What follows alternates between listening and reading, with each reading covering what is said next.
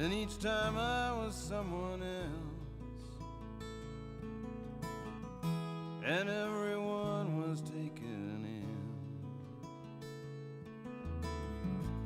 Powers chatter in high places, stir up eddies in the dust of rage.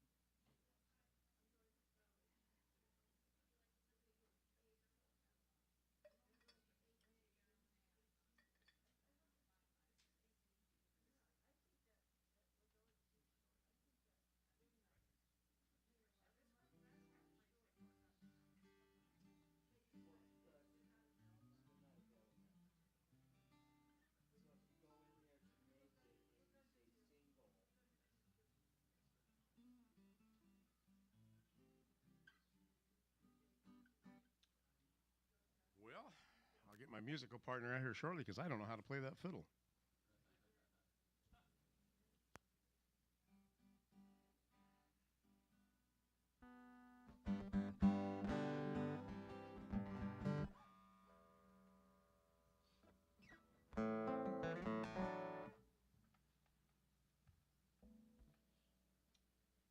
I was going to pick up a fiddle and play it, but I thought better of it. Yeah. Good call. Yeah. I told someone I wanted to learn how to play I wanted to play the fiddle really bad, so I do. I play it really bad. Let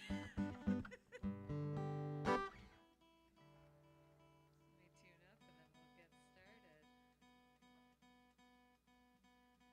Thanks everyone for being here. We're gonna make sure we're in perfect tune before we start playing. It's an important part of the equation.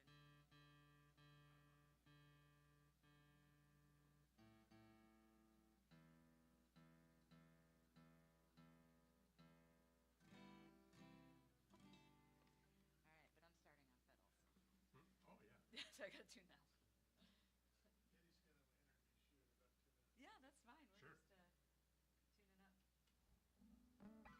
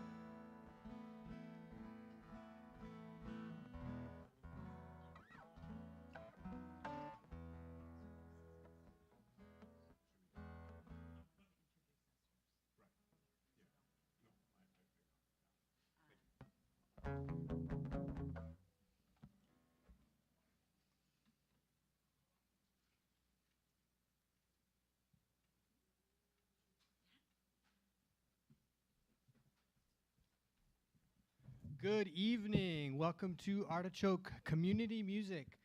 Thank you for being here with us on Saturday night. Is anybody here for the first time? Awesome. Welcome. So just a little bit about us. We've been around since 1973. We were on Hawthorne for most of those years. We've been here since 2017. We've got a music shop. We do music classes. We do jams, open mics, and live music events, of course.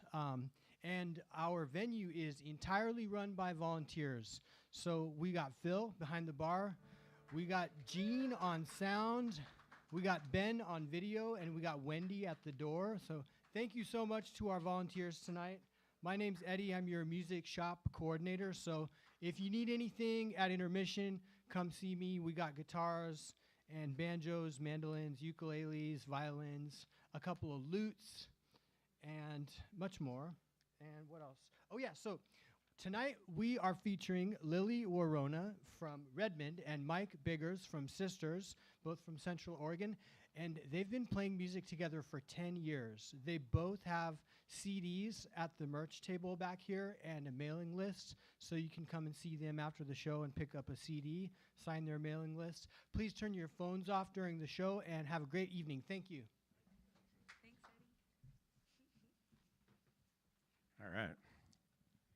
Well, ever since Lilli and I have had this on the calendar, we've been excited about coming out here and playing. So thank you guys for taking a couple hours out of your Saturday to join us.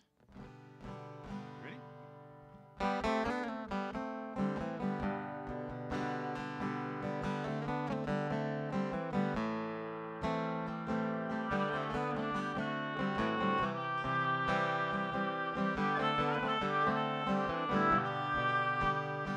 It doesn't matter which way the wind blows. Doesn't matter how hard the air flows. I'll ride the highs and I'll survive the lows. Doesn't matter which way the wind blows.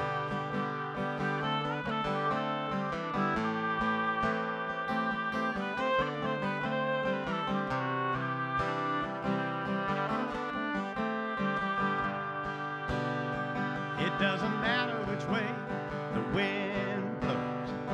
If it kisses the leaves and slams the door closed, I'll sleep each night because each day I know. Doesn't matter which way the wind blows. It could be a hurricane force or a horse latitude. Nothing gonna change my attitude. Face what blows my way when that rooster crows.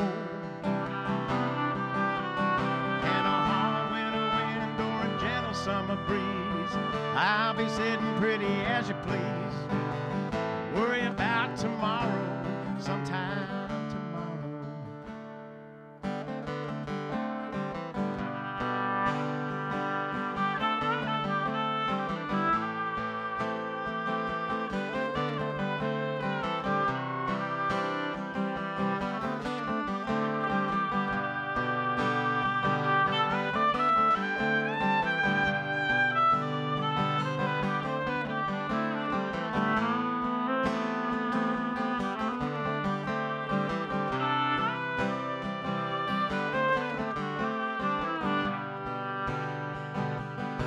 Could be a rich man, poor man, beggar man, chief, doctor, lawyer, it's all the same to me. Life ain't about the presidents in your wallet. And if I'm riding my thumb in the wind and rain, or hopping boxcars on a gravy train, the wind keeps whirling round, you can't stop it. Doesn't matter which way the wind blows. Doesn't matter how hard the air flows. I'll ride the highs and I'll survive the lows.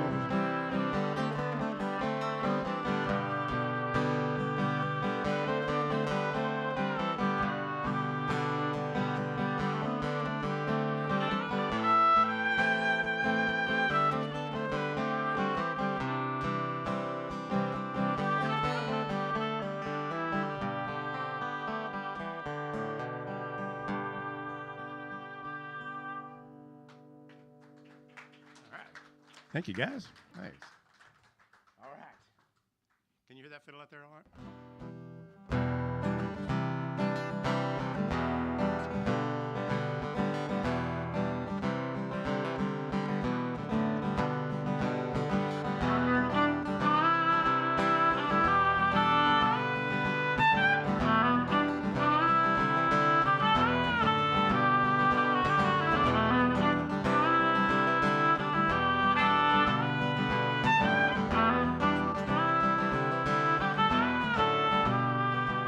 There's a force from within that controls me.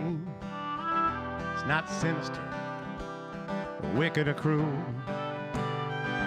and it's been with me for as long as I remember, and it drives everything that I do. I can't hold it back, I can't push it away, can't tell it to come back another day. What's done is done, but the past won't pass. It's my future now, and the die is cast.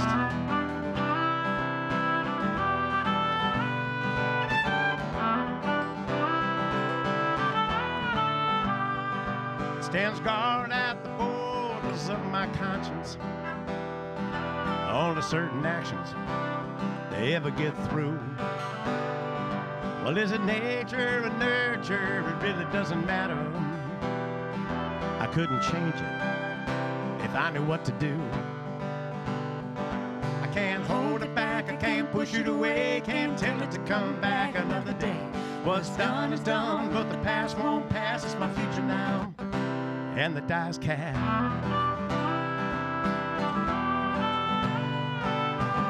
My head and heart's in a tug of war. I never know which one I'm pulling for. I only know that my soul won't win. You can't roll the dice again.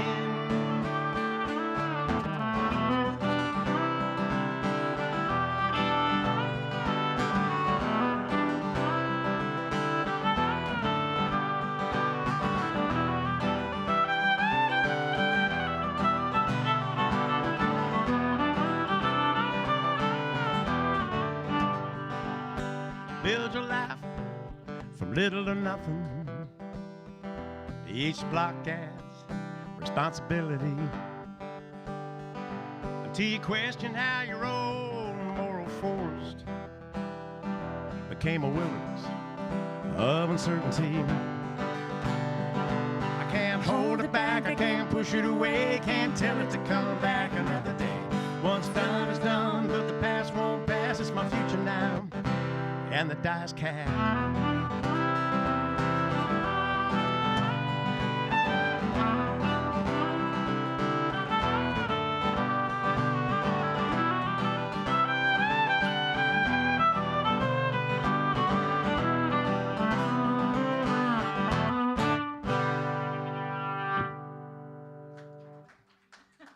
All right, thank you. Gotta hit the mic with the bow at least once in the set.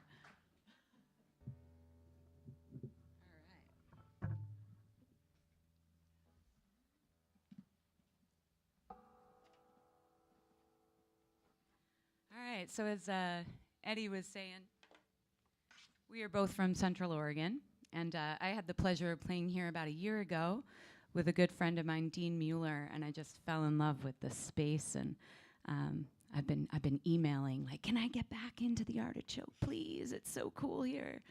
And so this is my first time back, and I'm just really excited to be here, and I thought I'd bring along Mike. As Eddie was saying, we've been playing for 10 years in a couple different bands, a couple different configurations. And then during the pandemic, we were both sitting around with not a whole lot to do, so we would sit on Mike's porch and play some of our original tunes, and they've really evolved since that time. So let me just get this thing loaded. I forgot to do that. There we go. So the tune that I'm going to share with you first of mine is a tune that I wrote about 2 summers ago when I was visiting my best girlfriend up in Alaska. She lives in Anchorage, Alaska. I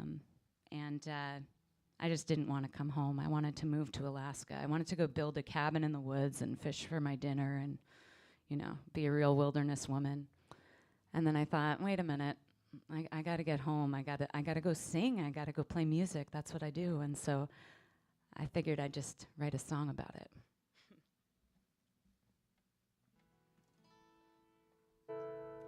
This tune is called Fisherman's Daughter.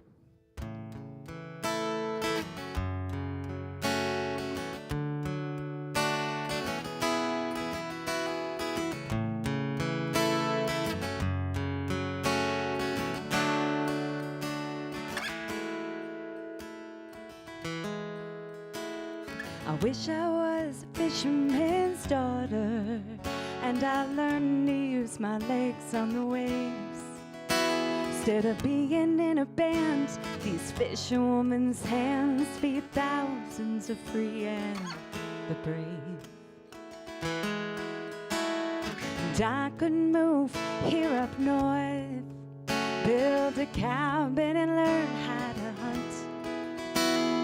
Drink from the streams, live in the dream, in the land of the midnight sun.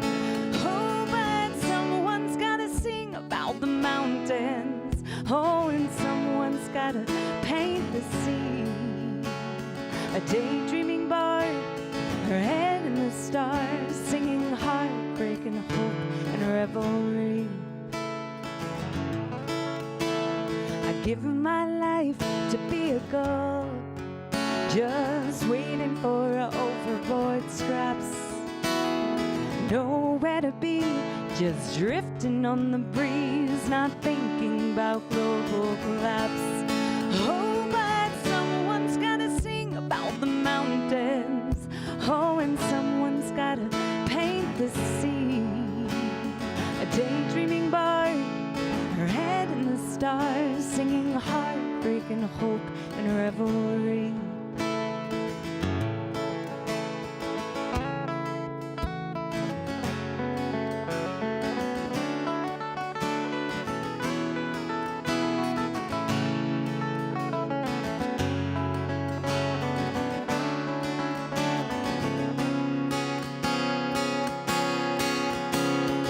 Everything is bigger here, the moon, the stars, the atmosphere, and all of it is tilted towards the sun.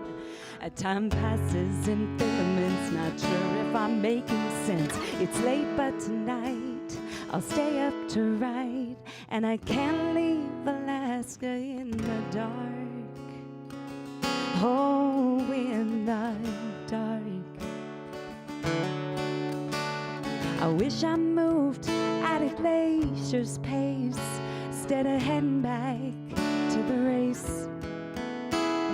Eyes towards the sea, sparkling chaos, then recede, like a lover who's only in it for the chase. Oh, but someone's gotta think about the mountains. Oh, and someone's gotta paint the sea. A daydreaming bard, her head in the stars, singing heartbreak and hope and revelry. Oh, a daydreaming bard, her head in the stars, singing heartbreak and hope and revelry.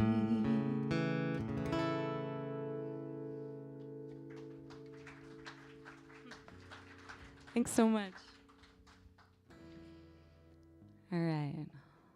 I'm also going to check this tuning pretty regularly because we drove over the mountains. These are desert guitars. Look at that. Still in tune. That's amazing. All right, cool. This next tune I'm to tell a little story behind because it's kind of a crazy story. A few years back, my husband and I both read a book called The Adventurer's Son by a guy named Roman Dial, D-I-A-L, or Dial, I'm not sure how to pronounce it. And we were just intrigued with this book. It was about a man who was an adventurer, and he had traveled all over the world, and he had this son who also wanted to follow in his footsteps and travel and do crazy things, and he had climbed in the Himalayas, and he had been to Antarctica, and all these amazing feats, physical feats. And then he went to a jungle in Costa Rica, a very remote jungle, and disappeared. And this book was all about the search for this young man who went missing in this jungle in Costa Rica. And I wasn't so enthralled with the whole missing in the jungle thing. I just thought the jungle sounded really cool. And we have a friend who lives in Costa Rica. And so my husband and I were like, we're going to go to Costa Rica and we're going to go to that jungle. Our goal was not to get lost and disappear. But we found out that in order to travel to this jungle, you need a guide, partially because of what happened to this young man who disappeared, but also because it's very remote. And yeah, you can get bitten by a snake, you can lose your way, you can get eaten by a jaguar, all these crazy things. I don't know anyone who, yeah, sounds fun, right? So we go on this trip, and in the book, when we were reading the book, there was a main suspect. They thought that there was foul play involved because this kid that disappeared was so experienced traveling and hiking that his parents couldn't possibly understand how he could disappear in the jungle. And they found this guy who at the time was illegally mining gold in the jungle. Don't worry, this is going to bring back to the song. He was illegally mining gold in the jungle, and they thought that this guy had killed their son. He actually was the last person who saw their son alive, which is how he got involved in the case. So, flash forward, we go on this trip. We go into the jungle. We get a guide. We tell the guide, hey, you know, we learned about this jungle from this book that we read. And he said, oh, wow. Yeah, I was the main suspect for murder in that case. And lo and behold, you're worried about snakes. And yeah, jaguars. no, he was the most gentle, kind-hearted man I've ever met, and he told us his side of the story and how there was a lot of, you know, racial profiling involved. There was a lot of assumptions made about this guy because he was doing illegal work in the jungle. But he actually came from a long line of medicine men. He had lived in that jungle his entire life, and then he decided to start a guiding company many years later. Anyway, I thought this guy was fascinating, and I decided to write a story about his life. It doesn't include the book. It just includes what he told us about his day-to-day life and who he is as a person. This tune is called Rich.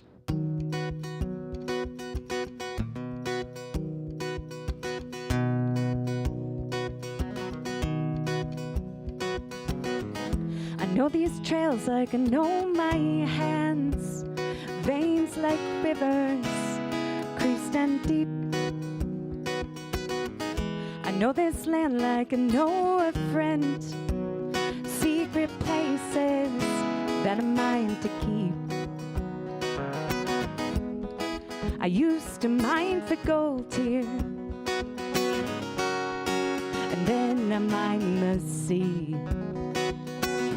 Now I find gold in tangled vines, serpent hollows and twisted trees. And hey, I know, look out below. You might think it's sad living off their tips, but they can have their concrete jungle, and I'll consider myself rich.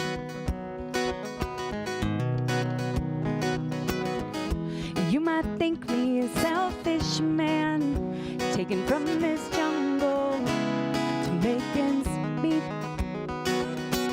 I think myself a humble servant, never taking more than I plan to keep. And some of the travelers, they are righteous. They speak of climates, of wells run dry.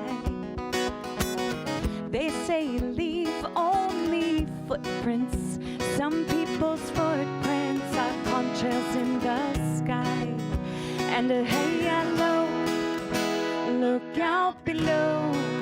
You might think it's sad living off their tips, but they can have their concrete jungle, and I'll consider myself rich. Oh, will my daughters follow in my footsteps? Or will they leave me for the city? Will they see their father as a simple man, deserving little more than pity? What? And I know, look out below. You might think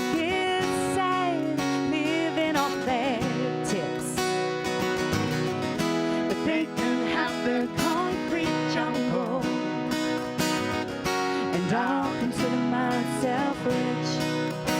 And hey, I know, look out below. You might think it's sad living off their tips, but they can have their concrete jungle, and I'll consider myself rich.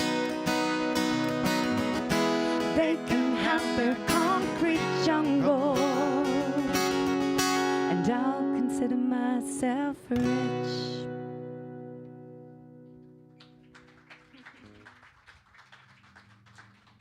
Thank you. Lilli was talking about her friend that lives in Alaska, and I have a healthy respect for anybody that lives in Alaska. It's just quite hardy folks, I believe. And my wife and I had a friend that lived there most of her life in the bush, basically, not Anchorage or Fairbanks or Juneau, which again, those are some hardy folks too. But she lived in Yakutat for a while, and she lived in Nome. And I visited her one time. I thought, what the heck, you know? Anyway, she was married when she was younger, divorced, and then she was engaged one time, and that didn't work out. But anyway, she was probably the most independent person I knew, and she passed a while back here. But anyway, she thought, you know, she'd like to meet somebody, you know, and have a partner and whatnot, but she wasn't going to just settle with any old buddy. And I used to tease her, you know, and say that the ratio of, probably still true, the ratio of men to women back then were like 10 men for every one woman. And I'd tell her that and kind of joke with her. It's like, what are you talking about, man? There's 10 men for every woman. She goes, well, she says the odds are good, but the goods are odd. And I thought, you know, whatever you say to a songwriter, be ready to have it in a song. So this song called Love's Drought.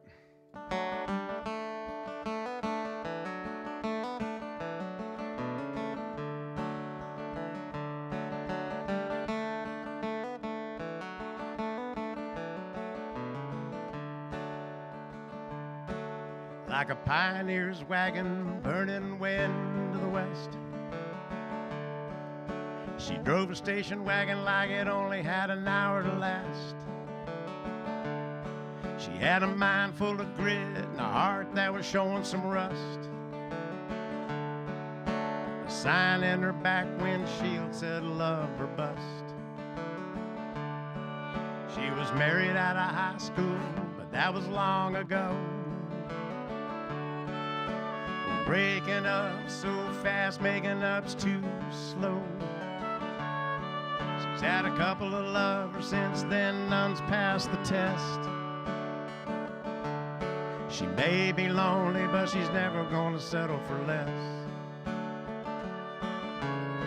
Well, love's drought, she knows it well. When's it gonna stop? Oh, you just can't tell. Love's drought, it has to end when a real good cry's your only friend.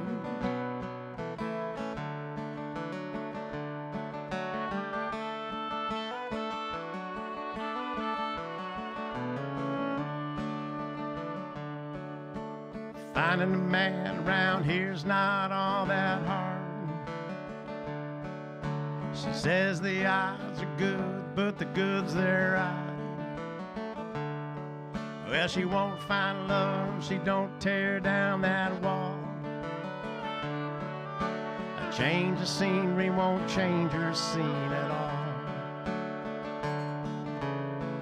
Love's drought, she knows it well. When's it gonna stop? Oh, you just can't tell. Love's drought, it has to end when a real good cry's your only friend.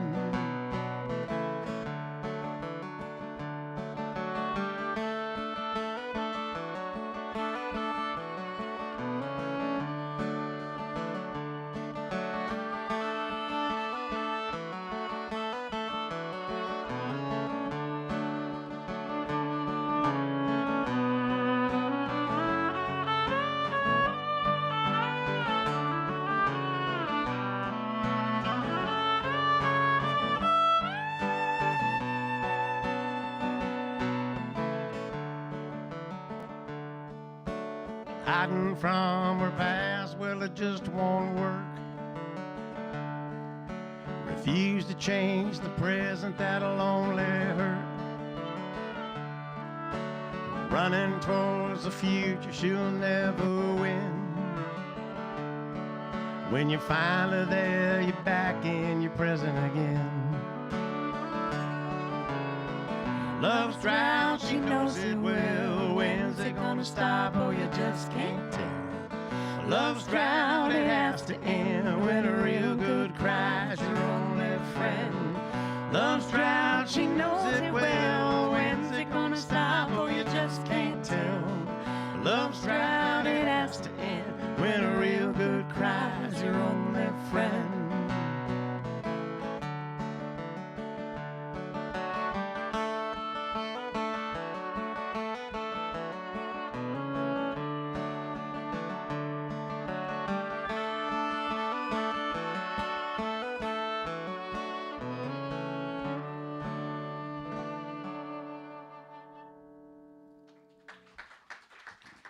Thank you.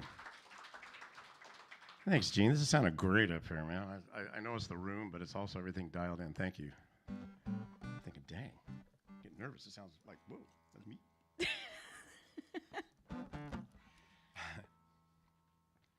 A number of years ago, I was living in Southern California, and our work moved down to San Diego area, and it was going to be about a 2.5-hour drive from where we currently, our work was. And so everybody pretty much made the move, but there was one coworker of mine that didn't make the move. He stayed where he was, and he drove down on his Monday, either slept in his car or in a corner of a building somewhere, and then drove home on his Friday. But he wanted to stay, where he was living for a couple of reasons. His elementary age kids were in a school district that they liked. His wife was very involved in the community, and he wanted that to stay. And then the third thing was his daughter, his wife's niece, they were raising her, and she had ambitions of being a figure skater, a competitive figure skater. And it just so happened that the coach that they were working with was a pro, and the rink they were using was, and so he didn't want to take her away from that. So he made the sacrifice basically to make that drive. Well, he bought this old beat-up Subaru. It looked like it came in last place in a demolition derby, man. The thing was just beat to heck. And he bought this car for a commuter car, right? So anyway, he was telling me this story where it was a hot day in Southern California. He was up at home, and he's driving down the road, stopped at this traffic light, and his two daughters were in the back seat. And next to him pulls up this car, convertible, and the top was down and the windows are down, and there was a little girl in the back seat there who recognized Tommy's kids from school. And they're like, hi, little girls, hey, they're hi, back and forth. So this woman looks over at these two girls, and then she looks at Tommy's car, and she rolls all four windows up on her car. The top's on still a down. convertible. Yeah, the top, yeah. And Tommy, he thought that was the funniest dang thing. And he told me that, and I kind of laughed too, because I thought, okay, you thought it was funny, but I thought, no, it kind of ticked me off, I thought, dang, she has no idea that this guy's staying where he is, making the drive for his kids, his wife, his niece, and she passed judgment on his car. So I had about a 45-minute drive to work every day, hour and a half on the road down there in San Diego. So I spent about a year writing this song on purpose, because I just looked at cars and I tried to look at their flaws and think, okay, what else can that mean other than the obvious? So I think if we're going to judge somebody by their personal possessions, maybe we need to look a little bit closer. So this is a song I call Read Between the White Lines. For Tommy. Did you know? That's my daughter, Brianna, and her husband, Matt. Yeah. They live in Hillsboro, so they made the drive. Thanks, guys. Did you know Tommy? You probably saw him when you were like 4. Yeah. Well, I'd like to hang him by his thumbs, the guy who said your car reflects your personality and says just who you are. Well, a truck is for the rugged type, and a Lexus shows your wealth. And a sports car with the top pulled down shows fun and sun and health. And every time that I go out and I mingle with the ladies, well, they want to know what year and color is my Mercedes. And when I finally tell the truth, I also have a dare.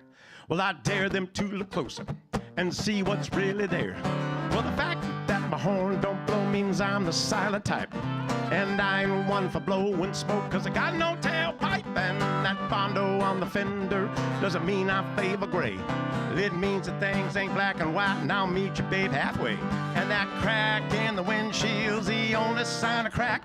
And I ain't got no rearview mirror because I ain't looking back. Well, you wouldn't judge a book by its cover. Why would you judge someone by their ride? Read between the white lines, you might discover the truth about the man who is inside. Well, I'm not one for late night fun, I never cat around. My headlights broke, so I'll be home before the sun goes down. And that change all over the floorboard doesn't mean I'm nearing debt. No, I always keep it handy for the occasional homeless vet. Alright, I'm bald as my tires, but hot as my wires, and I got a few miles to go. And I know you know there's no ego sitting in a Yugo. No, you wouldn't judge a book by its cover. Why would you judge someone by their ride? Read between the white lines, you might discover the truth about the man who is inside. Let's take a ride.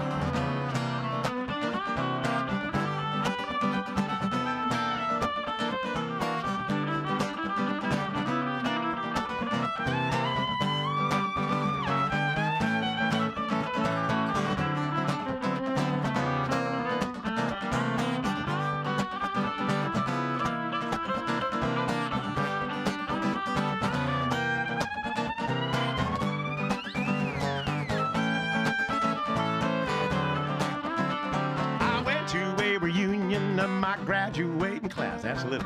Bragged about the future and we lied about the past. And the talk, it got more free and loose the more the champagne poured.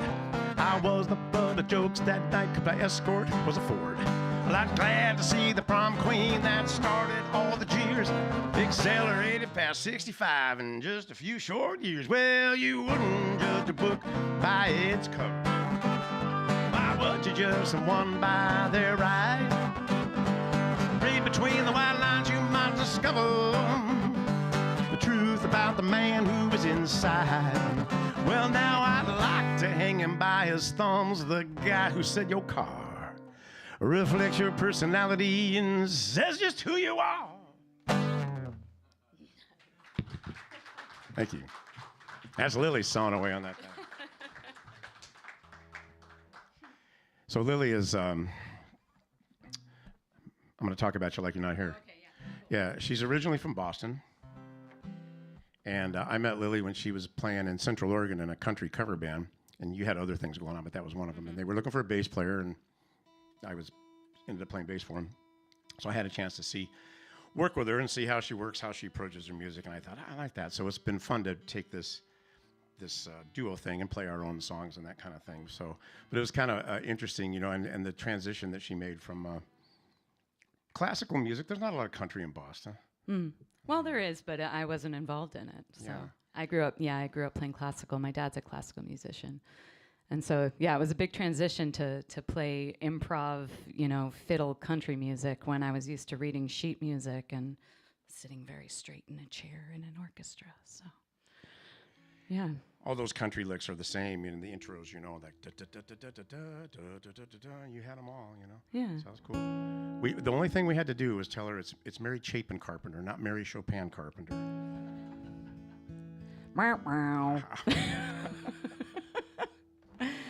I'm gonna do an original tune for you that's pretty recent. This tune is called Vertigo. It's about quitting my day job and doubting every decision I was making regarding that, and also having a really bad case of vertigo at the same time. It was an interesting week. Is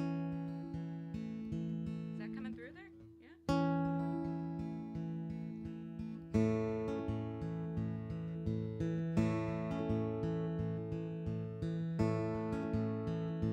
Sunday morning, watch my neighbor load 10 folding chairs into a truck bed. Turned up his radio real loud, tuned it into NPR, and left for church.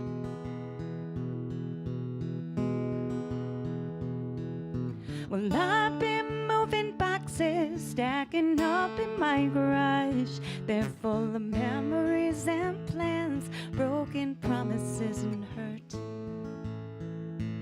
Now he's probably breaking bread and slapping friends hard on their backs. They'll gather in real close and thank the Lord. I'm saving up my strength for the unknown road ahead, while staring at these boxes piled on the concrete floor. vertigo. The world is spinning around, don't know which way to go. It's like walking in circles past the gates of Jericho. I thought I had a plan, now it ain't worth the damn vertigo.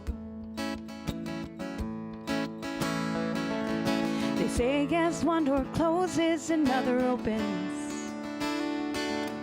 What if that door is swollen in the heat?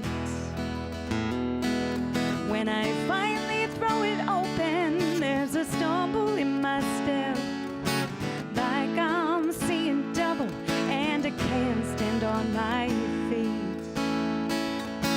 Vertigo, the world is spinning around, don't know which way to go.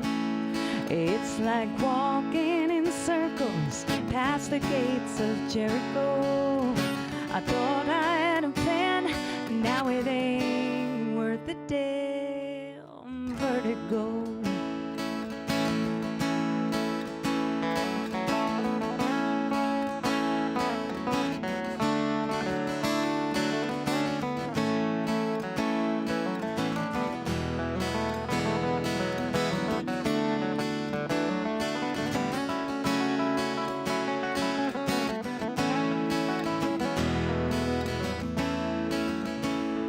If I keep walking in a loop, I'll get back to where I started.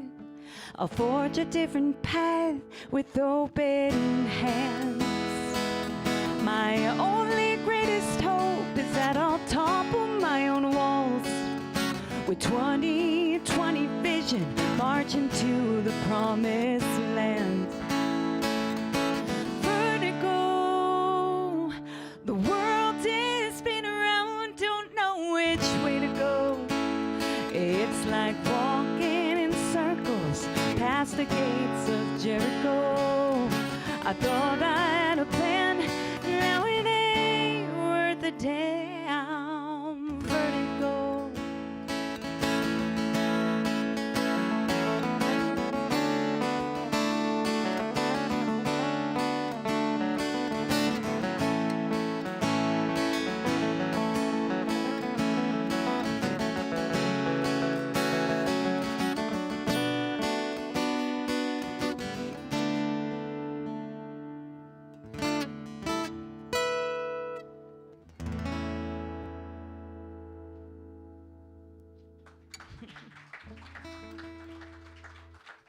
Thank you.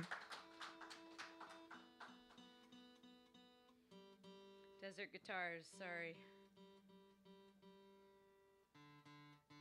What do you want to do? I think I'm going to do, Mike and I each picked a cover we wanted to play, just to talk a little bit about our musical influences. And my current favorite artist, hands down, is Brandi Carlile. And yeah, she's amazing. She's coming to Bend in 2 weeks, and I bought tickets for both nights that she's going to be there. And that is going to be my 8th and 9th time seeing her live. I've spent quite a bit of money on Brandi Carlile. And I'm singing her songs, too. So we're going to do a Brandi Carlile tune. Just want to make sure it's perfectly in tune.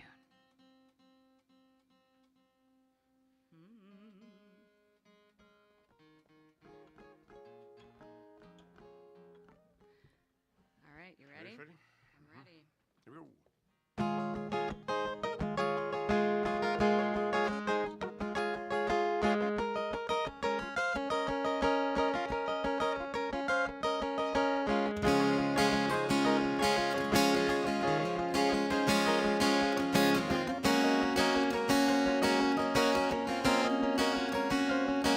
They build wooden houses on frozen ponds in the summertime when the water's gone.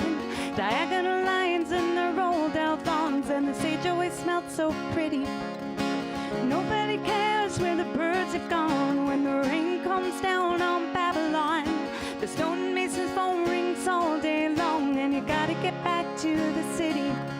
I built my house up on this rock, baby, every day with you. There's nothing in that town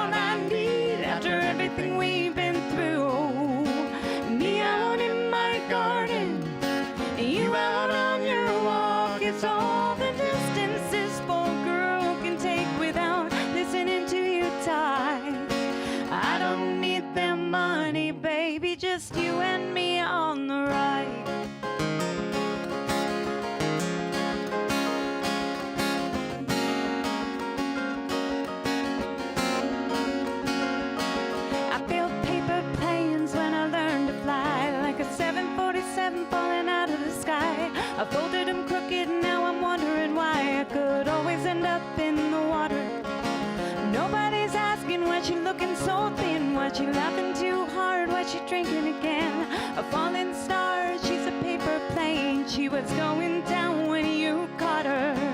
Build my house up on this rock, baby, every day with you. There's nothing in that town I need after everything we've been through. Me out in my garden, you out on your walk. It's all the distance this bold girl can't take without listening to you talk. I don't need their money, baby, just you and me on the ride.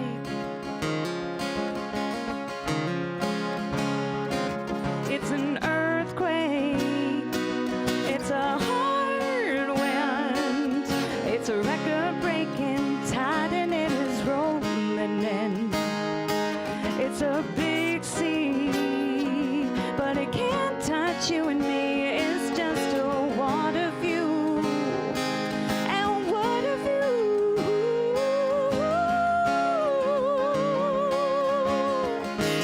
I don't need that money, baby.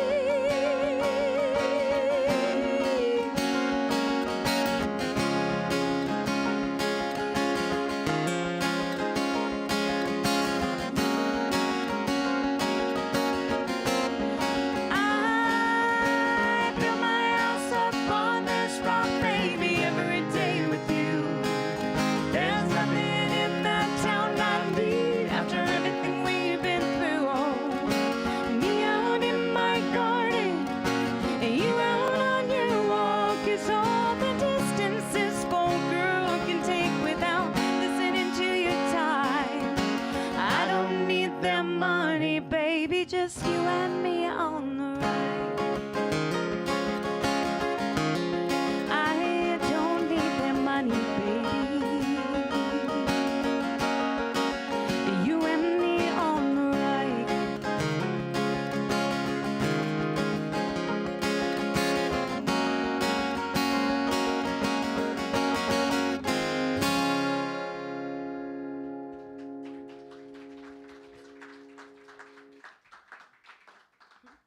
Thank you. What's your cover you're gonna do?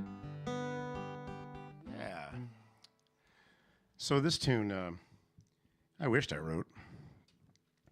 I could have took a limo over the mountain if I did, instead of driving. But it was written by a guy named Roland Sally.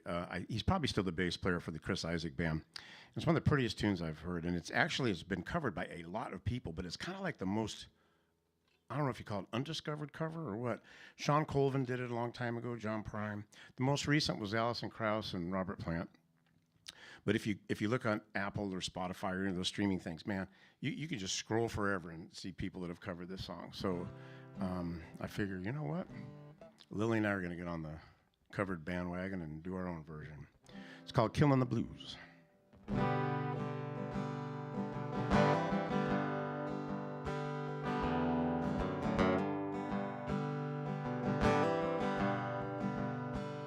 Well, leaves are falling, just like embers. Colors red and gold, they set us on fire, burning just like a moonbeam in our eyes. Somebody said they saw me swinging the world by the tail, bouncing over a white cloud, just killing the blues. Well, now I'm guilty of something I hope you never do, 'cause there is nothing sadder than losing yourself in love. Somebody said they saw me swinging the world by the tail, bouncing over a white cloud, just killing the blues.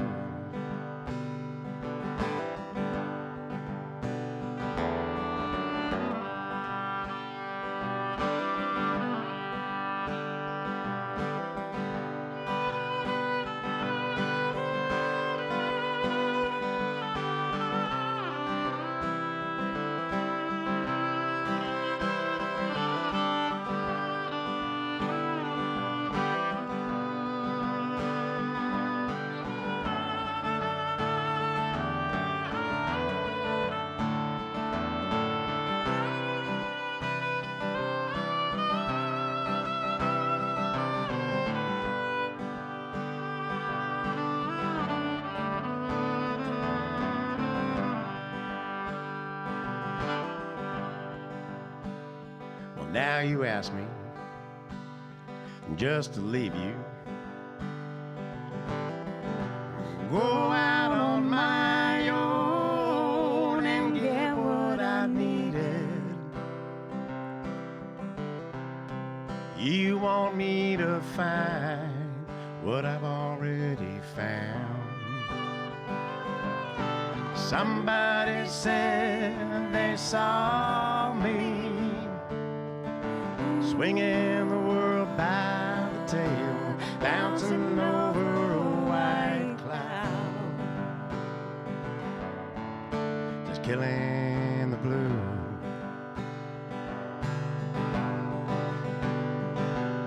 Somebody said they saw me swinging the world by the tail, bouncing over a white cloud, just killing the blue.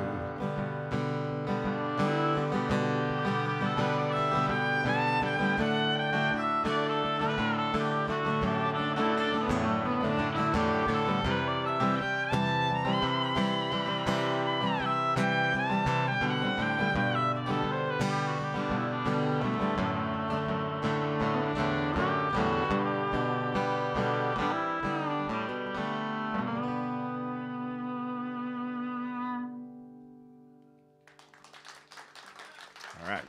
Thank you, guys. Thank you.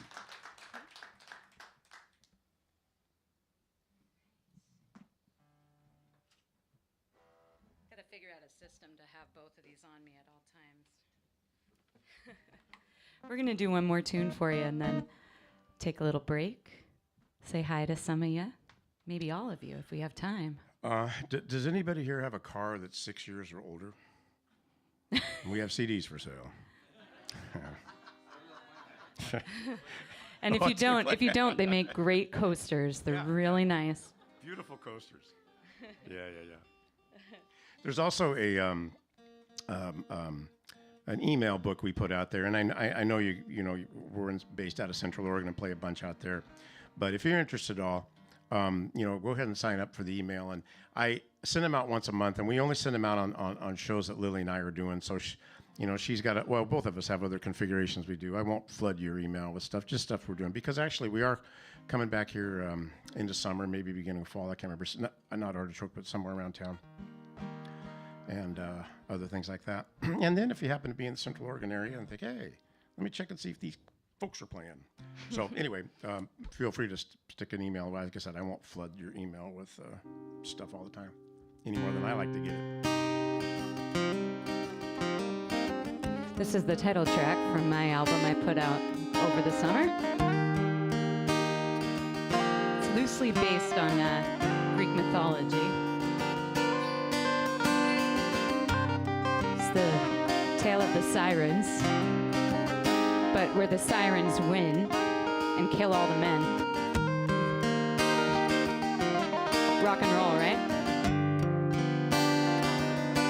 I have seen her flying skyward, skimming low on the waves.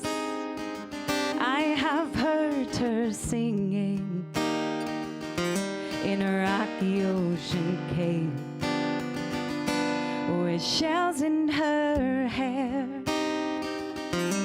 and pearls at her breast, eyes that gleam like agates, a silky golden dress. And oh, from the heights on high, singing softly to the ship's on the horizon, the maritime siren. He was headed east, carrying spices for his king. On the wind a song so sweet, he heard the siren sing. Without a second thought, the captain jumped in. Into the waves his crew they followed, gasping breath and churning limbs. And oh, from a heights on high, they could hear her melody, there admiring the maritime siren. They swam towards the cliffs, they drifted with the tide, their desires growing louder. They never felt so alive. They approached the siren, climbing wildly up the cliffs, but the rocks were slick and salty. They fell into the abyss.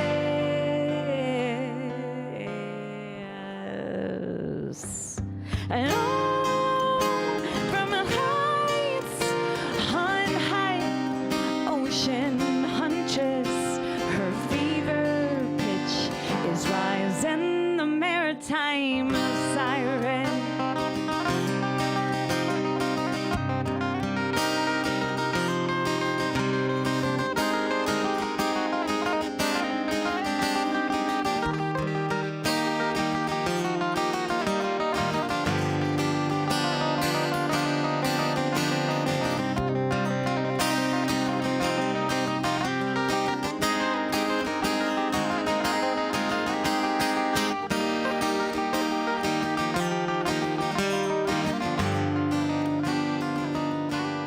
Several days later,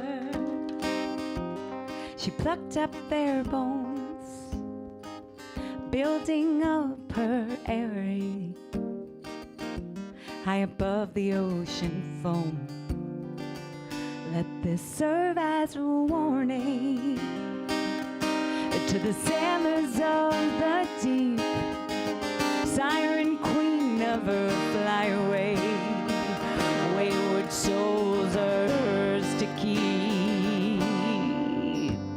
And oh, from the heights on high, deep blue sparrow is as ruthless as a lion, the maritime siren. Maritime siren, maritime siren, yeah. Oh, no, no, no, no.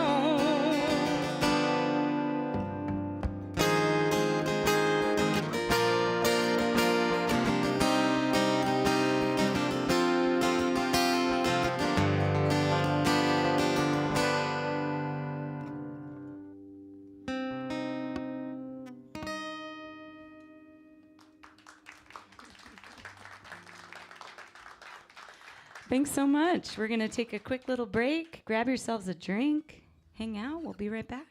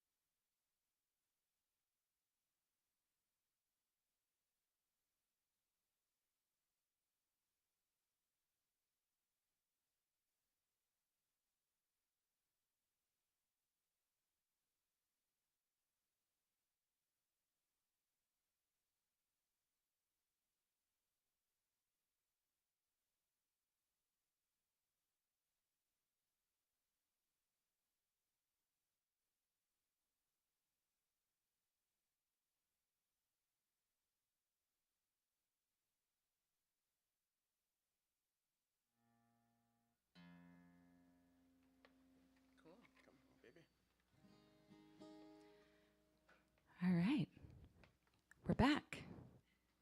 Thanks for sticking around. We thought we would each do just one little solo thing, kind of go out on a limb and maybe perform a song that we don't do very often, since we have this attentive audience and we're somewhere new. And so I was thinking about, okay, which one can I do that I wouldn't have Mike play on? And really, my only option was to play a song that I just wrote, because I want him to play on every single song, and he just doesn't know this one. He's heard it like twice.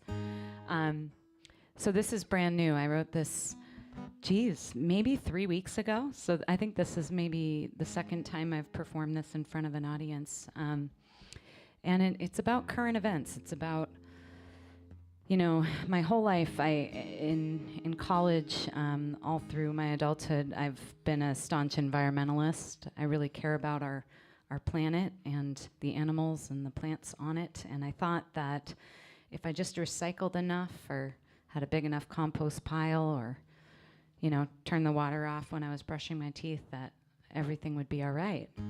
And, you know, that's what we were told, right? And I think it's pretty clear that no amount of, you know, everyday people recycling and turning the water off is going to change what's going on in this world. There's some bigger forces at hand. And so this is just a lament about that. It's just something I've been thinking about a lot. And you'll hear a line in this song, should we burn our ships or sail them out to sea?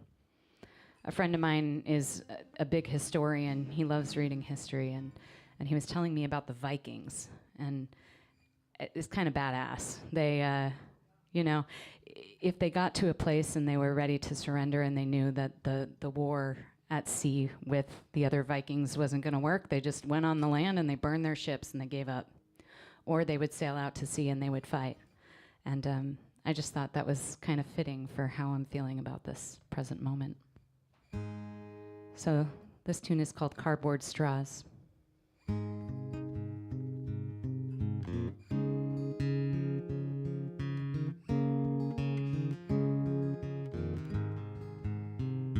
Do you feel powerless when you're pulling in the drive? Gaslight on, you can't afford it till next Tuesday. On the news, another day of smoke-filled skies, words of venom, tricks and lies, a talking head parade. Ooh, ooh, ooh, ooh.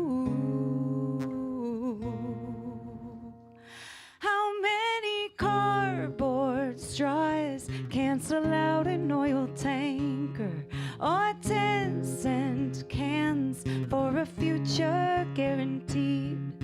I know I don't know much about politics and such. Here's hoping things are as bad as they can be. Should we burn our ships or sail them out to sea? They said the east would drown and the west would surely burn. The timeline is moving much too fast, and my face is slowly changing with creases on my brow. Who's to say in several years I'll be yearning for the past?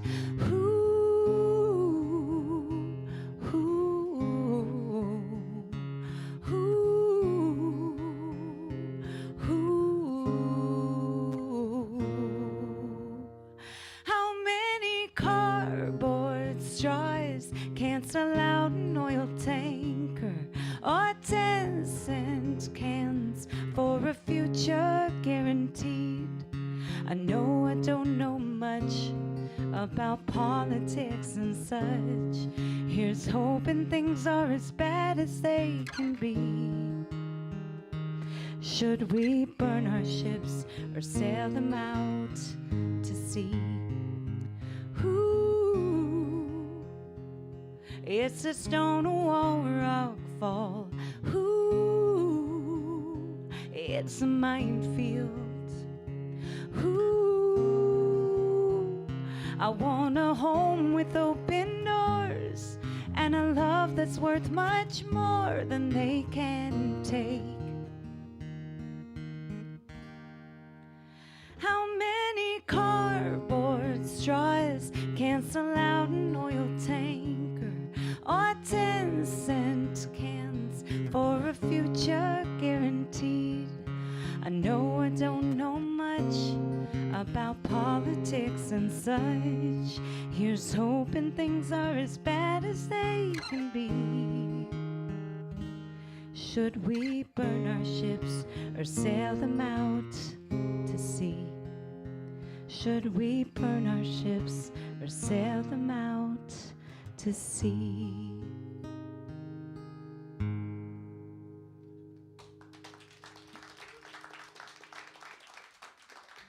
Thanks. All right. Your turn. Thanks.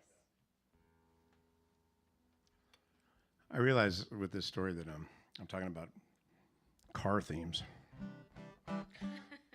But I had this drive, and when I was working in Southern California, my commute put me on this road for about 8 miles where I was paralleling these railroad tracks. And these tracks were super busy. Early in the morning, there were trains on them. Midday, afternoon when I was going home. Sometimes I'd have a night shift, get off at 10 at night, 10:30. Trains on them all the time. There was a switching yard about 5 miles east, and I think it was a main artery in and out. So anyway, a coworker of mine lived near the airport where I was working, and he played guitar, and I'd go over there sometimes after work, and we'd play music and drink beer and whatnot. And none of us had an early shift in the morning. So I'd be over there till midnight, something like that, playing. So one time I was there till, it was about midnight, maybe a little later. And I was coming home, and there's nobody out there. And I'm driving down this road, and I stop at the red light.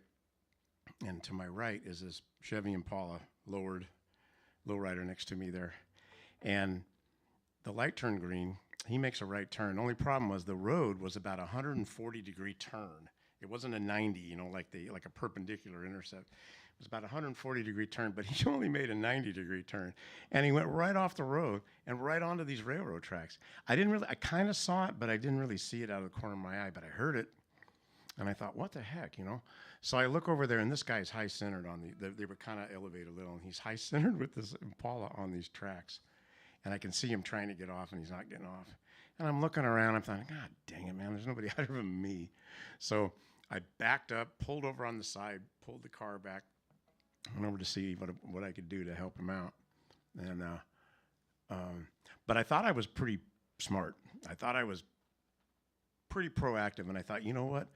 I'm going to move my car so that if a train comes and hits this thing, it's out of the way of all the flying metal and glass, So I moved it pretty far away. And this is the story of that. Everything in it is true. It was a weird night. So this is called Not Another Train Song. And on one hand, you could look at it and go, that's not another train song. Or you might listen to it and go, oh, God, not another train song. Anyway, either way, this is the title. Not another train song. Well, I was driving home from work one night when I stopped at this here traffic light next to a Chevy Impala. It was lowered front to back. The light turned green, and away I went, and he turned right off the pavement and right onto some well-used railroad tracks. There was no one else around to care, and shit, I couldn't very well leave him there. Besides, there was this woman in the front seat. She seemed pretty distraught. So I went up to the window, said, sorry about this fella. He just looked at me and said, es muy, muy malo. And I thought, oh, man, we got bigger problems than I first thought.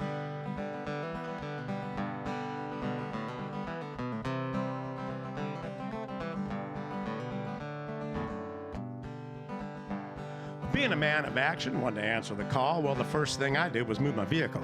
I didn't want it peppered with shrapnel. Those are some pretty busy tracks. Then I went up to the woman. I said, Senorita, if a train hit your car, it ain't going to be very bonita. And I put her in my car well behind the possible point of impact. Then he and I stood there just scratching our heads. There was nothing to say, even if we knew what the other one said. The language of this problem seemed pretty universal. For the Chevy sat perched up off its wheels, and hanging down just like a sailboat keel was the drive shaft or something that was jammed between the rails. After a while, some folks drove past. They looked over at us, then stepped on the gas. Even a motorcycle cop looked over, and then he vanished. It's true. And just when I thought we run out of luck, along come this flatbed pickup truck with some chain, a big hook, and a driver who spoke Spanish. Yep.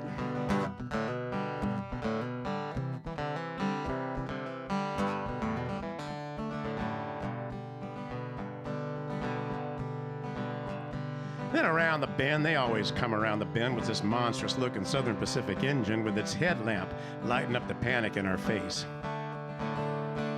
I know why it's called a locomotive, because it looked plumb loco, and I could tell its motive was to scatter glass and metal all over the place. I ran to my car where I knew I'd be safe, and they pulled that lowrider clear without a second to waste. As the train roared by, I felt pretty queasy in the midsection. For I thought I'd made me a brilliant decision to park my car behind the collision. It never occurred to me that the train would come from the other direction.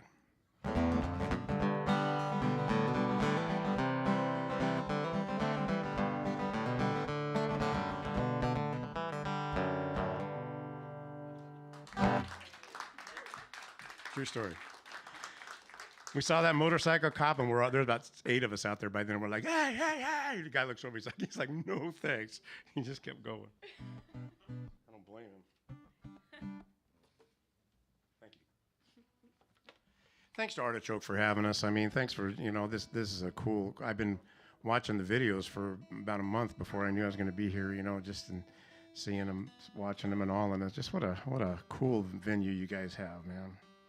It's something you can catch live music, all kinds of stuff. So thanks for us. Thank you, Gene, for running sound, and all everybody volunteering. It's a labor of love, I know. So thank you. Thanks, guys.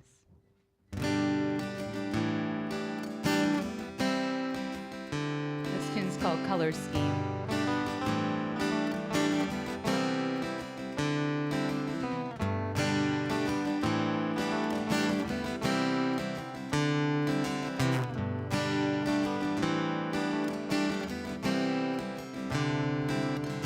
The leaves are always brighter on the side that face the sun. I've been known to tuck my branches behind the brighter ones. My colors keep changing the way to shimmer gold. Well, my light on the inside is sepia tone.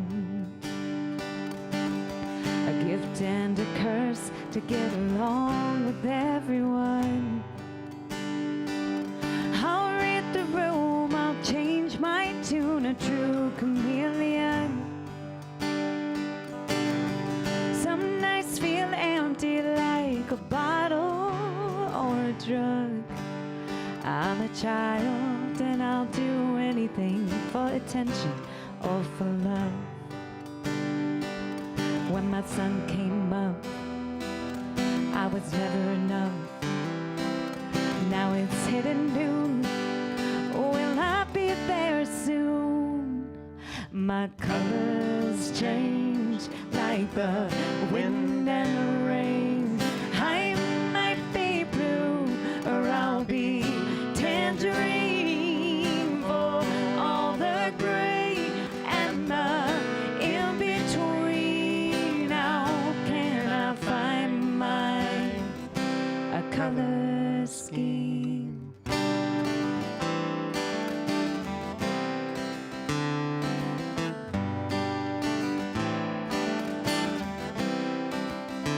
I climbed a maple and I reached up to the sky when I was small. Now I'm tougher and I'm stronger, but afraid that I might fall. I thought I'd grow older and find comfort in my skin. There's more to lose and less to gain, and time keeps rolling. When my sun came up, I was never enough. Now it's hitting noon. Will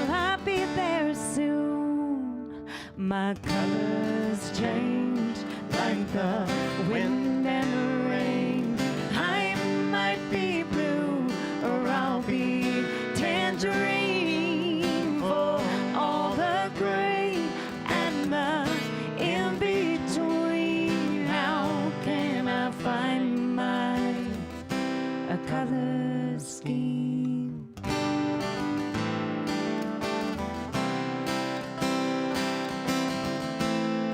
One day I'll get it right, a view that's free and full of light.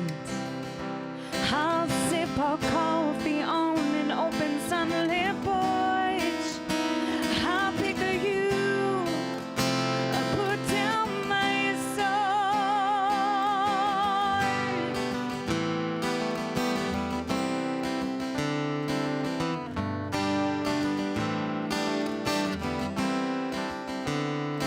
Oh, my colors change like the wind and the rain.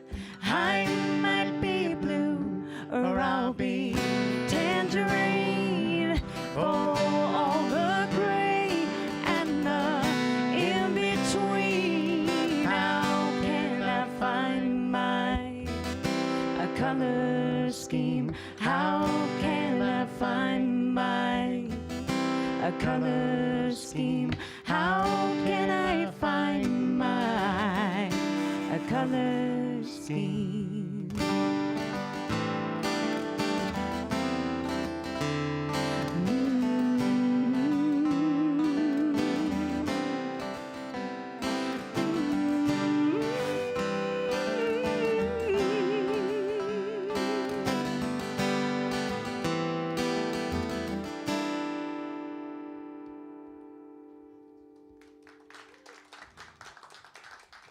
Thanks. Yeah, let's do this one. Yeah, so I was talking earlier about how I recently left my day job. Oh no, desert guitar. My day job was being a public school teacher. I was a public school teacher in Madras, at Madras High School in Central Oregon for 6 years as a biology and chemistry teacher. And then I moved down to middle school with the real crazies for 6 years as a general science teacher. And I was trying to do both music and teach, and I wasn't doing either very well. It takes a full commitment on both of those. And one of the things that, there's a lot of reasons why I left teaching, but one of the many reasons is that, our schools are fraught with danger these days. One of the things that was a source of constant anxiety for me and for students, and I think for anyone involved in public education, was active shooter drills. It was something that we had to do every couple months. And then we did them and then went back to, teaching about Darwin. And I just thought that was so bonkers to do a really intense active shooting drill and then just to go back to it like nothing ever happened. And I was kind of processing this after I came home on one of these days, and I wrote this tune just kind of as therapy. I never really thought that I would play it out, but it turned out to be a pretty good tune, and I think it's a really important message. So this tune is called Escape Plan. You go first. 1, 2, 3. We talked about this.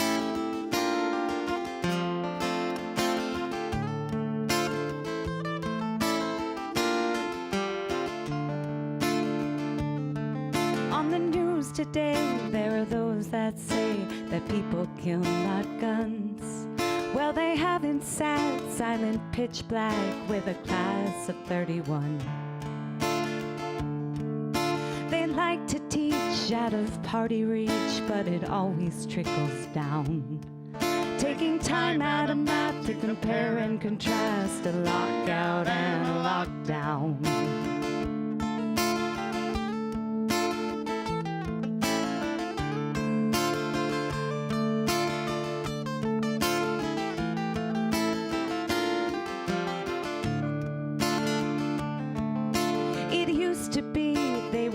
8 till 3, no surprises, just routine. Now at any time it's run or hide or take a bullet for a team. And the kids that come here every day try to push it from their minds. A chair will drop, a balloon will pop, a chill runs up their spines. A teacher does what a teacher does with a generation in her hands. She got ropes on the doors and lines on the floors and a detailed escape plan.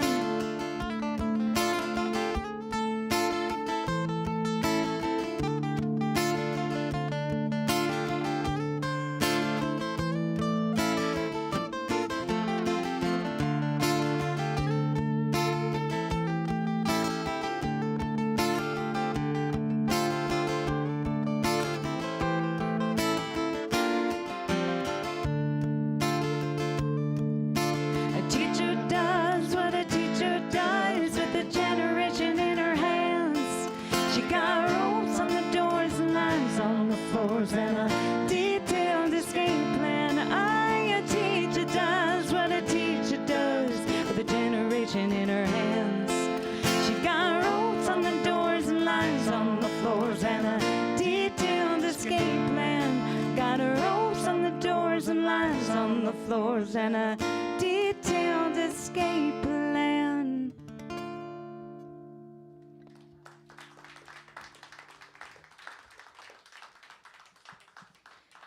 Thanks, guys. Thanks.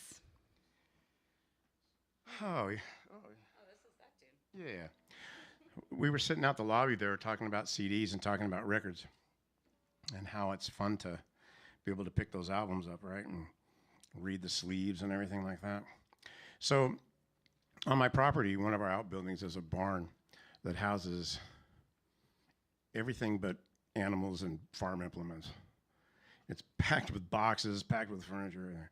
Anyway, I came across this box here about 3 weeks ago, and it was labeled camping, and it was sealed. And I looked at that, and I thought, man, we moved we moved about 4 years ago, but only about a mile and a half. And other than that, we've been in Sisters for 20 years. So this thing actually made the move with us, and I've never opened it. So I thought, well, what is it we're missing, and that we haven't needed to go camping with? So I thought, let me open this thing up. Maybe I'll give some to my son or take it to the Goodwill and whatnot. So I opened up this box, and in there were 50 record albums, 50 LPs.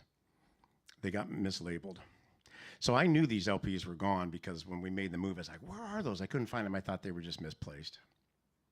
And anyway, I was pretty excited about finding these records. So I ran back to the house, got my turntable, found some speakers and a Pioneer receiver to hook it up to. I blew the dust off the needle. I'm looking around. Remember those felt bars?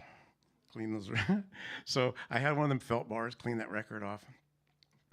In there was about 5 Waylon Jennings albums, and I thought, man, I want to hear. I haven't heard these things in years. So I looked through these records, and on one of these Waylon Jennings albums was a song called Amanda. And I used to play that years ago, and so I thought, I need to relearn that thing. So not to bore you with how I learn a song, but for me, I just have to listen to it over and over and over and over and over. Listen to it 100 times. Don't play with it, just listen.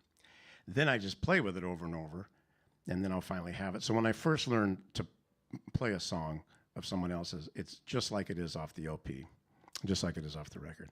After that, I'll kind of learn how to do it a little bit different or change, or maybe I need to add some instrumentation, or I can't do everything. So again, when I first learned, it was like the record, but this thing has been in my head for 3 weeks since I came across. So I was thinking, if it's okay with you guys, if I can just play this Amanda tune by Waylon and just get it out of my head.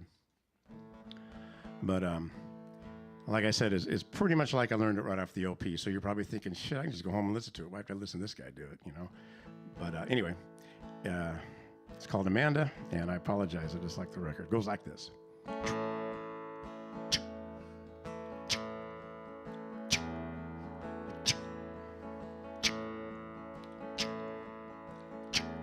I tell it all 10 word. God knows I try. But it's a awful achievement in a country boy's life to look in the mirror in total surprise at the skies. Amanda, light of my life, fate should have made you wife. Amanda, light of my life, fate should have guys.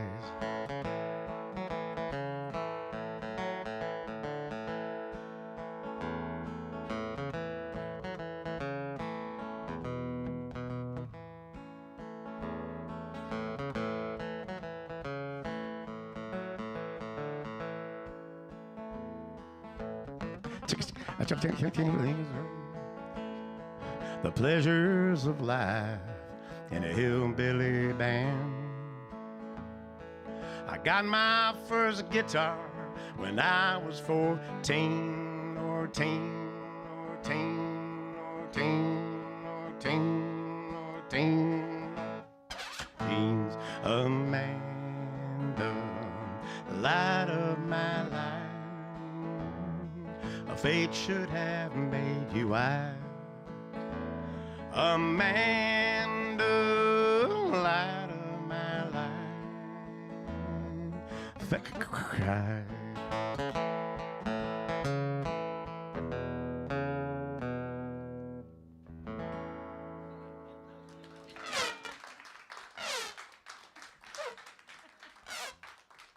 you. That is the only time I lied to you. I didn't lie on all the other stories. I just have to set that up. So I have to say, so I want to thank Bill and Gail for putting this on Facebook and kind of promoting it for us. Thank you, Bill, very much for doing that. I actually, when I did my second record, some people were saying, "Hey, do that. You can put that skipping song on it?" And I no. And they said, "Well, why not?" And I said, "I don't know. I'm gonna put it on there." And they're like, "No, you need to put it on." I'm thinking, I just feel silly being in a studio with headphones on trying to, it's so fake, and I'm not going to do it. It has to be, it's a live thing, And so anyway, I got to talking about it. I thought, I did this at a house concert in Bend. What was her name? Anyway, did a house concert in Bend. Yeah. And somebody recorded it on their phone, and we were able to lift it off the phone and put it on YouTube. So from YouTube, we were able to take it off and put it on that record. So on my latest album, there's all these production songs, and then there's this scratchy old thing that I did. So I got a chance to actually put it on there. And but anyway, I want to mention that with Bill because Bill was at that show. And after I was done with it, I hear somebody going, "Now do it in 78 RPMs. No, I can't. You inspired me, Mike. I'm going to do the song we were talking about. Photo finish. Oh, sure. Yeah. So Mike did a silly tune, so I'm gonna do a silly tune because I've been doing some serious tunes tonight, and you got to pull out a silly one every once in a while. This is a make-believe song, kind of like Mike's, where basically the backstory behind this is my husband used to speed a lot, so much so that he had to go to traffic court, which actually helped. He learned his lesson, and he hasn't gotten a ticket since. But he got one of those tickets from the lights that take your picture. You guys know what I'm talking about? And he hadn't told me that, it flashed and that he was going to get a ticket. And so I was opening the mail. He was visiting a good friend in Tacoma, Washington, and I was opening the mail, and I'm like, DMV, Tacoma, what is this? And I open it, and it's a picture of my husband driving. With like a $250 ticket. He was like speeding in a school zone, it was not cool. And so I confronted him when he got home, and, he was apologetic, but he was also like, you shouldn't get so mad at me. It's not like there was another chick in the front seat or anything. And I just thought that was so funny. Can you imagine if you were opening up your mail and there's a picture of your husband with like another woman in the front seat, $250 ticket? So I made up this make-believe story about it. He's not here tonight. Every time I tell this story, he's like, "Oh my God, really? This ticket's just gonna outlive me." So this is not true, but this is what would have happened had there been another chick in the front seat. She opened the mail on a chilly autumn eve at the bottom of the stack read Phoenix DMV. Notice it's Phoenix. I changed it. Notice. Stamped with the date from his trip to Tacoma, addressed to her husband who'd never been to Arizona.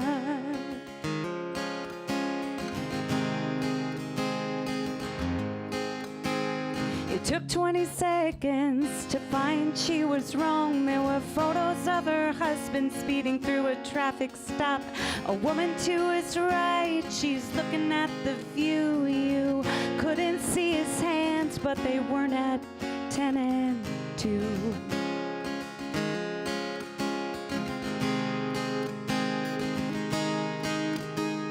The first thought she'd had was there'd been a mistake, but here was photogenic proof and a snapshot of his plates. All her future plans would quickly be diminished, 'cause they were speeding towards a photo finish.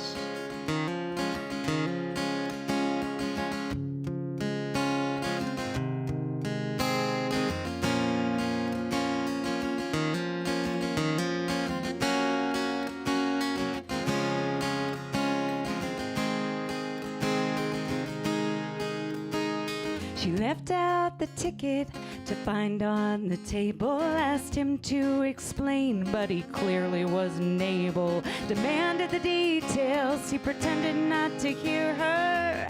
How many years had she been in his cyan mirror? Oh, how many years? Oh, how many years? Oh. Some people complain about these photo traffic lights. They make the cops grow lazy and infringe upon our rights. She hopes that they stay despite all of their pleading. Without this new technology, she'd have never caught him cheating. So from here on out, she'll be putting on the brakes. He takes off. She's got a brand new lens and she'll be changing up her route. Changing up her route. A final photo finish. She'll be putting on the brakes.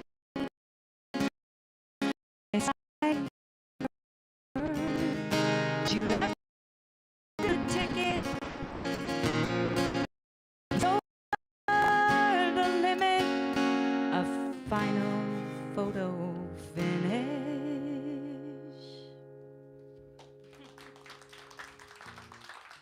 Yeah. All right. Do you want to, should I jump down since I've got this on? Sure. We'll come back? Okay. Which one? I'm going to do, I don't know. What should I do? Actually, I changed my mind. Your turn. It's pretty decisive.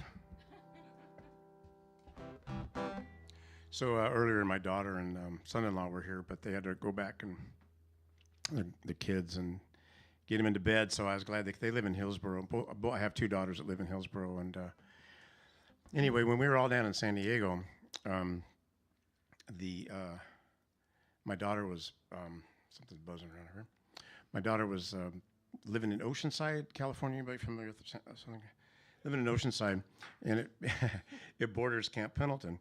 And her social life basically was with the Marines there. So she met this man that was a Marine and married him. It wasn't wasn't Matt.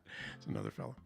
And anyway, he was able to secure a transfer back to Atlanta where he was from.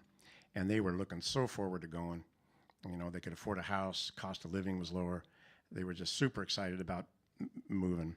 And I was excited for him, of course. But I was thinking, man, I'm in the southwest corner of the U.S. They're going to be close to the southeast corner. I don't know when I'm going to see him or how I'm going to get there. I was working full time. I had sons at home as well.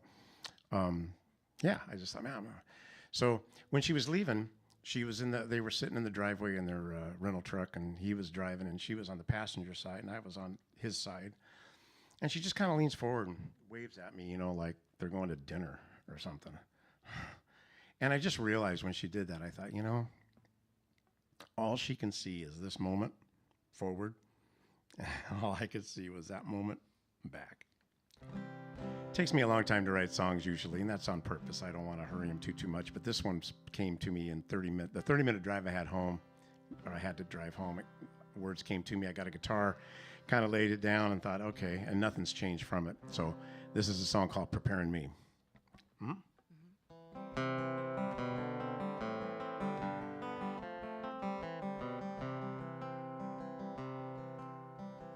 6 o'clock in the morning, I get my child out of bed. I grab her hat, her coat, her boots, and make sure she gets fed. A chilly drive to school today, I only wore short sleeves. 2 hours preparing her, I forgot about preparing me.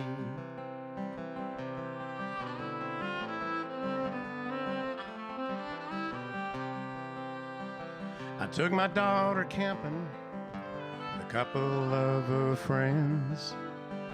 I packed all their 8th grade needs to have a good weekend. Well, I forgot my sleeping bag, my pillow was a tree. 2 days preparing her, I forgot about preparing me. From the time of a child's first cries, never again about me, no, I never saw it as a sacrifice if I wasn't preparing me. I want to help her study for that college entrance test, but there's a job down at the office I don't want to miss. I didn't pass my interview, but she aced her SATs. 2 weeks preparing her, I forgot about preparing me. From the time of your child's first cries, never again about me, no, I never saw it as a sacrifice if I wasn't preparing me. Here we go.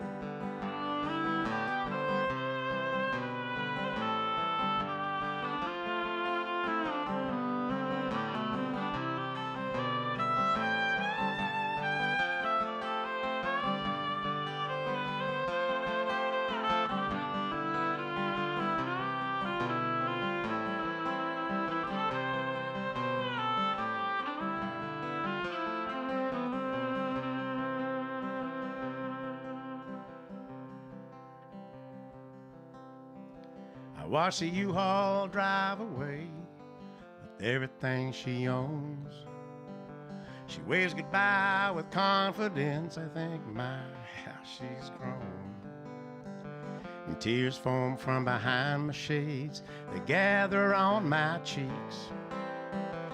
2 decades preparing her, I forgot about preparing me. Preparing her for just this day, well, I forgot about preparing me. Oh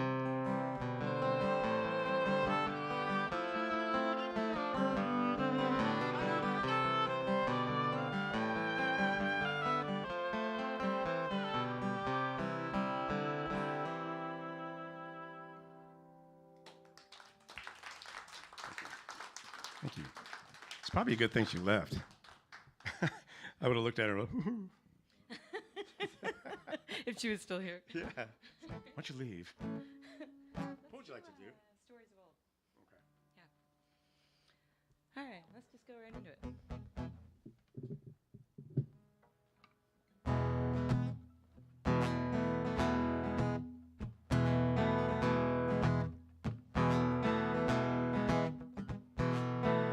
I've been known to wake up tangled in sheets, mouth is open, I'm trying to scream. In the quiet darkness after the day, I'm not safe when I pull down the shades. It is a mystery, but I am thinking we feel the hurt of our ancestors when we sleep. I have a friend who plays the drums. Mom's an accountant, her dad's all thumbs. She always wondered where she got it, where she got her rhythm from. It was a mystery until one day she found a picture of her grandma playing the djembe. And I know from the stories I'm told, and I know when we lay us down to sleep, they'll show. They're in our bones, they're in our souls, stories of old to have and hold. I have a diamond decades old, watch it shine, see it glow. I can't help thinking where it's been, this gem inlaid in gold. What secrets lie inside my ring? I'll wear the past into my future, shaping everything.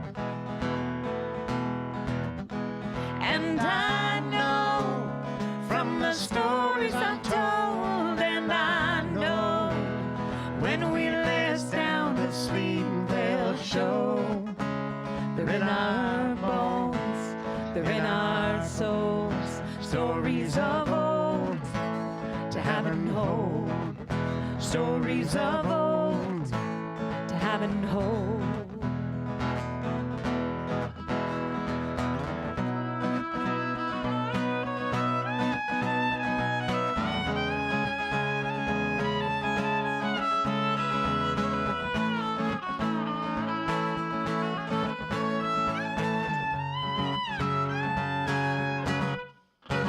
And I know from the stories I'm told, and I know when we lay us down to sleep, they'll show.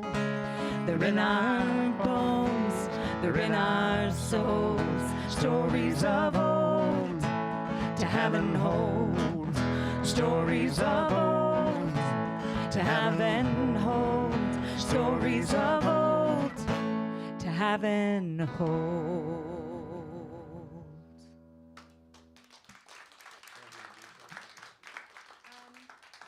Sure. That's fast. You can do one of yours. Yeah. Do Brighten Me. Yeah. We got 2 more tunes for you guys. Thanks so much for coming. Thanks to the Artichoke for having us. This is just such a joy, and the sound is amazing. Sometimes often we play at noisy bars and we can't even hear ourselves think, and in here I'm like, whoa, I can hear everything. It's amazing. But those noisy bars, you don't have to be in tune. It's like, uh-oh, we got to be in tune. Shit, what do I do here?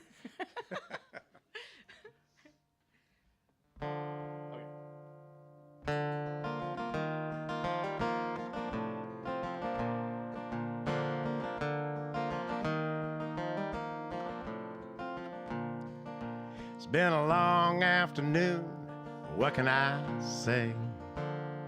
I can't count sheep in the middle of the day.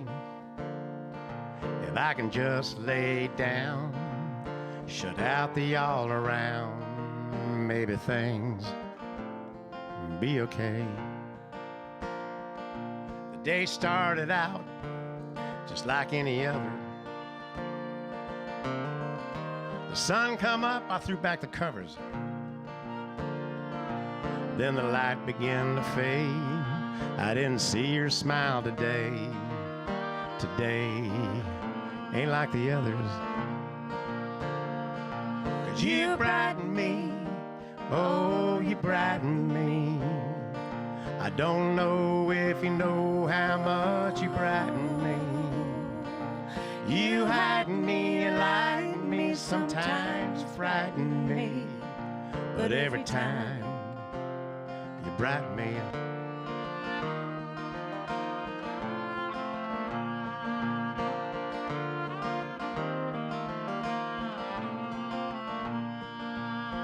We all have our own degree of trouble.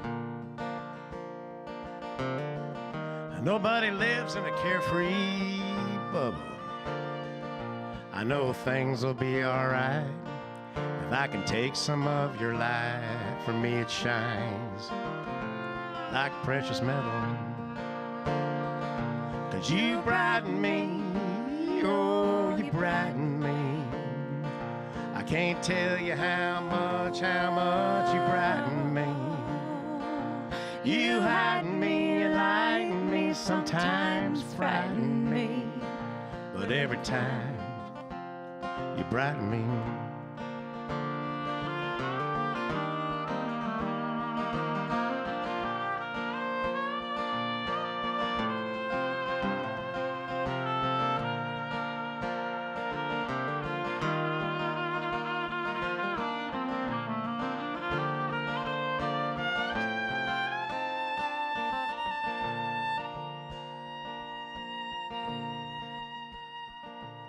The sky's dark and the forecast bleak. I can see it's gonna rain for weeks and weeks and weeks. If the morning starts with you, sun shines a whole day through, and I'm bright where I wanna be. 'Cause you brighten me, oh, you brighten me. I don't know if you know how much you brighten me. You heighten me, enlighten me, sometimes frighten me. But every time you brighten me, every time you brighten me, every time.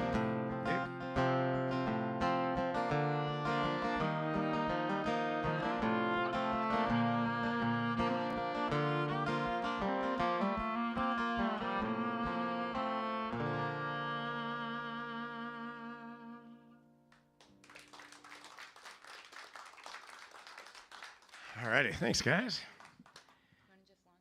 Yeah, for sure. Well, thank you again, and thanks to Artichoke, and this is fun. This is we're gonna throw a curveball at you for our last tune. This is one I wrote. I think this is one of the first tunes that I wrote for a band that I used to be in. And there's some Spanish in here. Sometimes I'm not really sure what it's about, but it's a pretty cool song.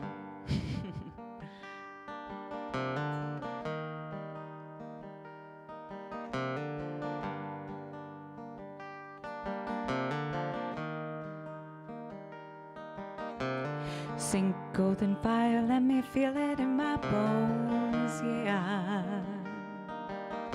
Head down, hair low, afraid to let it go, yeah. My hands are bound with ticker tape. Sink golden fire, let me feel it in my bones, yeah. Sink golden fire, let me feel it in my bones, yeah. Gaze on the flames, the embers in my soul, yeah. Oh, I stand naked before me, hands into the heat. Sink golden fire, let me feel it in my bones, yeah. Tierra, mi cuerpo, agua, mi sangre, aire, mi aliento, fuego,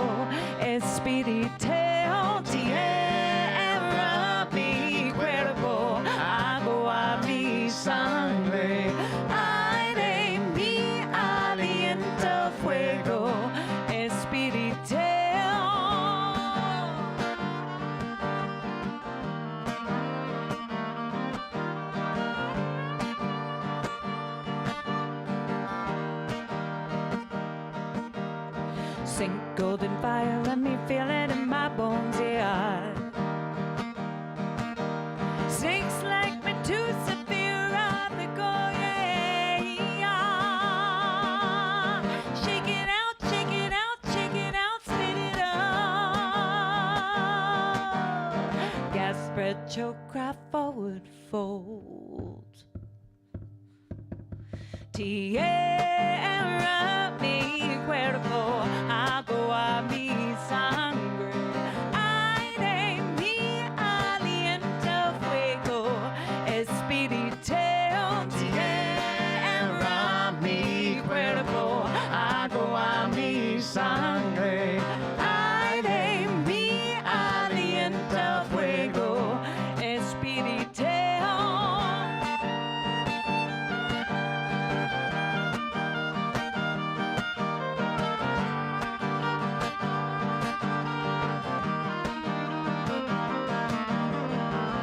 Sun up, sun down, together and alone. Love for my body, I'm tethered to your soul. God is a fire, vibes like Medusa. Sink golden water, let me feel it in my bones, yeah. Tierra, mi cuerpo, agua, mi sangre. Aire, mi aliento, fuego, espíritu. Tierra, mi cuerpo, agua, mi sangre. Aire, mi aliento, fuego, espíritu.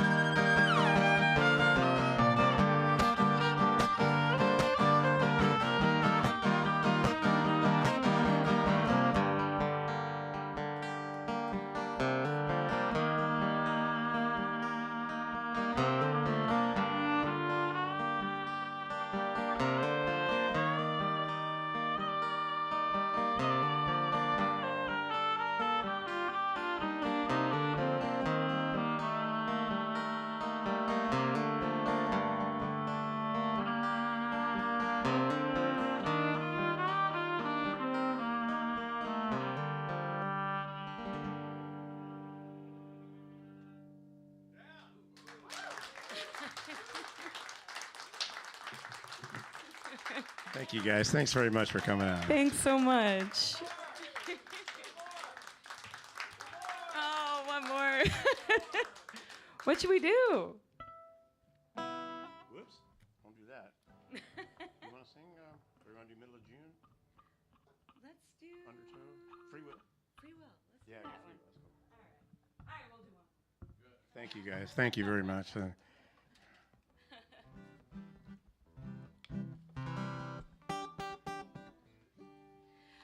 Well, this is a road trip song. Is anyone else a transplant to Oregon from another part of the country? Almost everybody. Anyone actually from Oregon, born and raised here? You guys are like unicorns over here. Well, both Mike and I are transplants. Mike, do you want to admit where you're from? Yeah. South of the Oregon border and north of the Mexican border.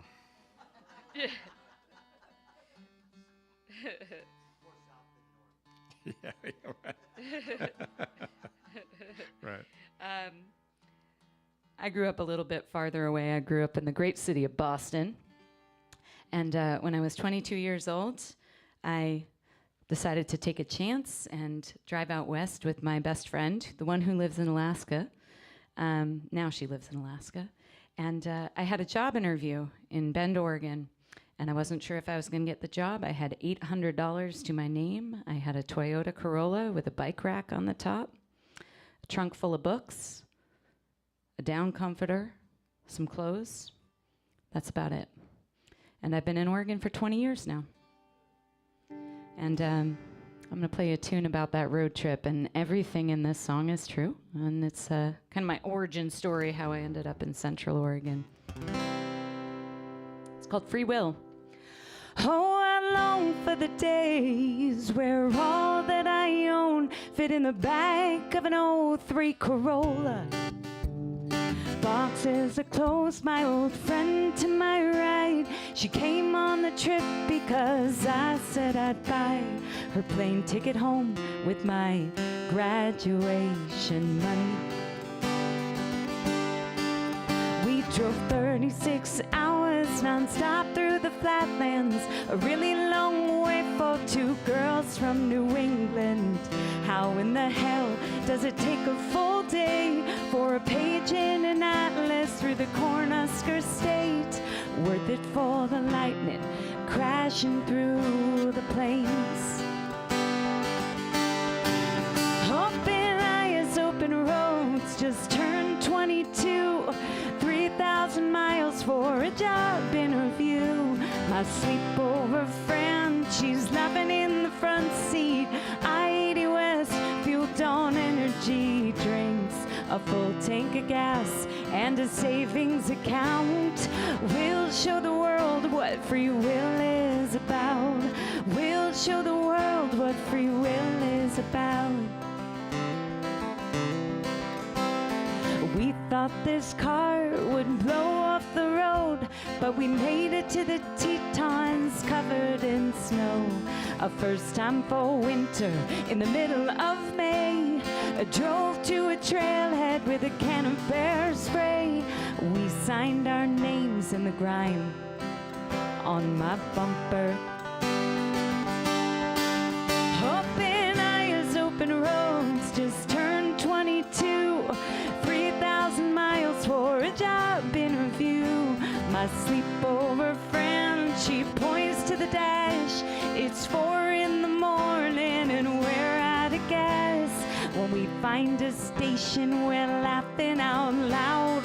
We'll show the world what free will is about. We'll show the world what free will is about.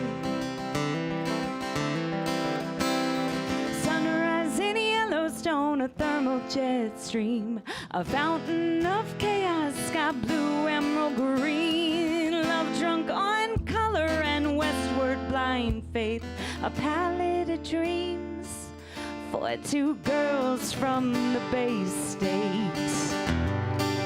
Open eyes, open roads, just turned 22, 3,000 miles for a job interview. My sleepover friend, she's flying back east. I'm so low on cruise control, busted AC. 3 hours to go, and it's too late to doubt. I'll show the world what free will is about. I'll show the world what free will is about. I'll show the world.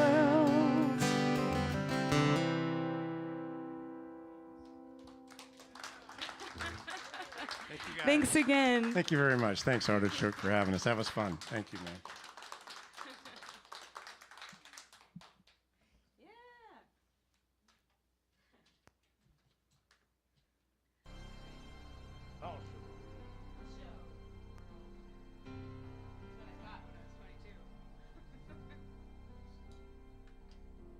Where have you gone, my darling one?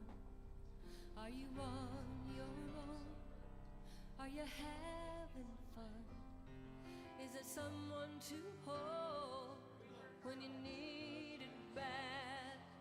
Is it uncontrolled, like the love